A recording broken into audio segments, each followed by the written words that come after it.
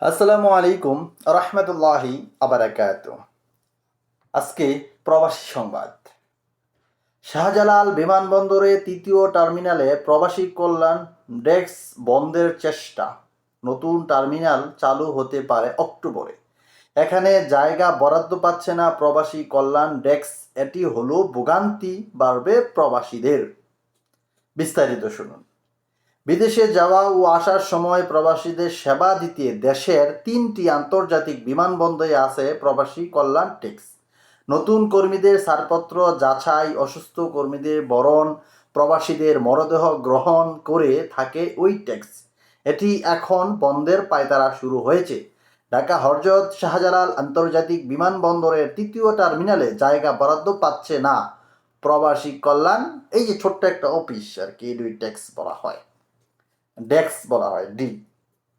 হযরত শাহজালাল আন্তর্জাতিক বিমানবন্দর তৃতীয় টার্মিনালে প্রবাসী কল্যাণ ডেস্কের অবস্থান নিশ্চিত করার জন্য জরুরি ভিত্তিতে ব্যবস্থা নিতে অনুরোধ করে 24শে জুন চিঠি দিয়েছে প্রবাসী কল্যাণ ডেস্ক। বাংলাদেশ জনশক্তি প্রশিক্ষণ ও কর্মসংস্থান ব্যুরোর বিএমইডি মহাপরিচালকের কাছে পাঠানো হয়।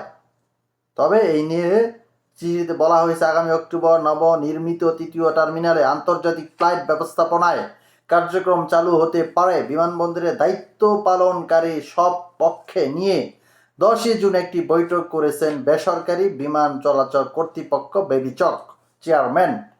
বৈঠকে বিভিন্ন দপ্তরের কার্যালয়ে বরাদ্দ নিয়ে আলোচনা হয়। এ সময় প্রবাসী কল্যাণ ডেস্ক অবস্থান ও কার্যক্রম সম্পর্কে জানতে চাইলে ডেস্কের দায়িত্বে থাকা সহকারী পরিচালক বৈঠকে বেবিচক চেয়ারম্যান জানান, বর্তমানে যেভাবে বিএমইডির বহির্গমন ছাড়পত্র যাচাই করা হচ্ছে, তৃতীয় টার্মিনালে সেই সুযোগ থাকছে না। নতুন টার্মিনালে সবকিছু যাচাই হবে অনলাইনে, প্রতিক্রিয়ায় স্বয়ংক্রিয় কাঠামোর মধ্যে।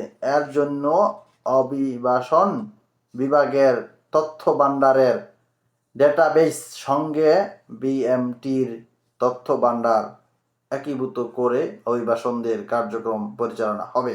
আর প্রবাসীদের কল্যাণ সংশ্লিষ্ট যে কোনো কার্যক্রম তৃতীয় টার্মিনালে তথ্য কেন্দ্রের মাধ্যমে পরিচালিত হবে বলে বৈঠকে জানান বিমানবন্দরের নির্বাহী পরিচালক।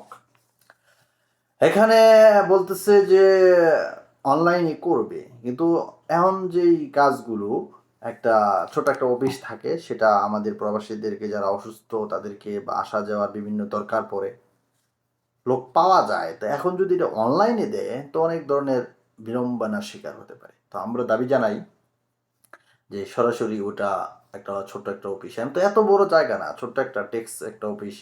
দেখছেন না ওই যে আমরা মাঝে মধ্যে আসার সময় সিল মারতে হয় ছুটির ব্যাপারে, বা এই জিনিসগুলো, বা লাশ আসলে তারা এটা হ্যান্ড ওভার করে স্বজনদের কাছে, এই কাজগুলোই হয়তো। তো এটা আসলে আমাদের জন্য দুঃখজনক। তো ভিডিওটা শেয়ার করবেন। আর এটা যারা কর্তৃপক্ষ আছে তাদেরকে অনুরোধ জানাবো এটা যেন সঠিক মূল্যায়ন পায়। ভালো থাকবেন, সুস্থ থাকবেন জানাতে চাই এবং জানতে চাই।